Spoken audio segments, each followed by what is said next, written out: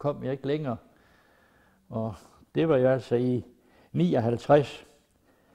Og der var jeg med det første skib op efter Hans Hedtoft. Dengang der skulle man jo ind til København først, og så skulle man vaccineres mod tuberkulose.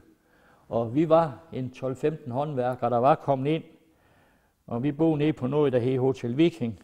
Og der ventede vi så på, at nu skulle skibet komme hjem,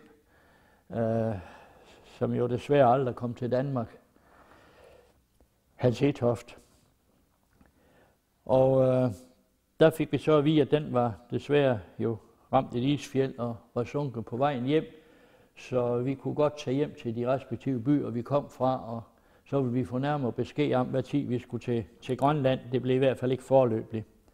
For så blev der vedtaget, at der måtte ikke sejles over Atlanten før efter 1. maj.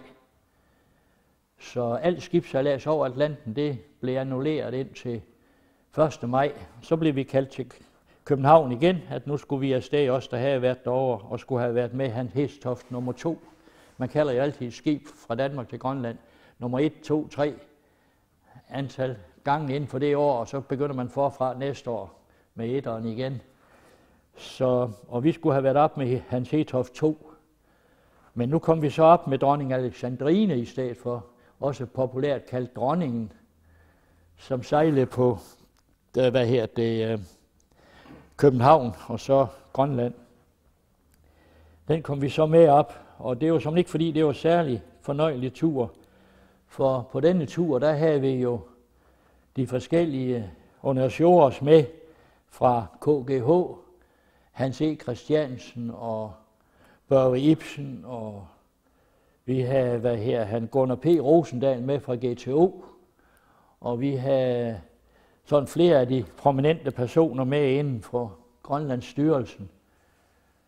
Og da vi så dagen før vi kom til Hans Hedtofts sidste position, der blev der over højtaleren sagt, den vil vi være ved i morgen ved middagstid, og der er tvungen gudstjeneste, så alle bedes venligst stille på dæk til gudstjeneste. Og der var så en dansk præst med, der var en færøsk præst, for der var et færøsk besætningsmedlem. Der var en norsk præst med, fordi der var 2 nordmænd med os.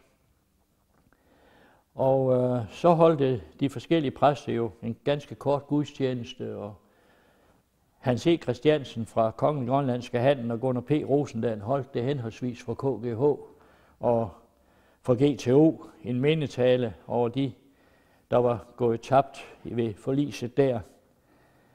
Og så var der jo så ellers kaffebord bagefter. Det hele det tog cirka 2 timer. Der blev kastet en masse kranse ud over sigen også fra de forskellige organisationer. Og det hele tog et par timer, hvor der så var kaffe.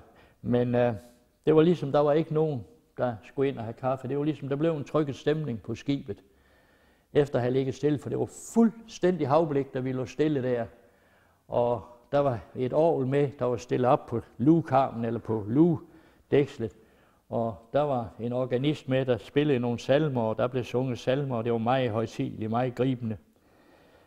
Men samtidig så småregnede det sådan rigtigt, og vi stod der, vores regntøj og sager, det lå jo nede i vores kuffert i lasten, så vi var igen en blød til skinne.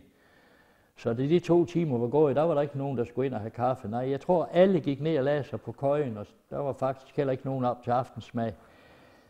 Udover lige dem, der skulle være på skibet. Ellers tror jeg nok, de fleste, dem så man ikke før næste dag til frokost, de fleste. Det var ligesom, der kom en trykket stemning på skibet. Men det var altså min tur til Grønland, hvor jeg så kom herop og kom ned og arbejdede på Dronning Ingers Hospital, som dengang hed Sana. Og der var der cirka 2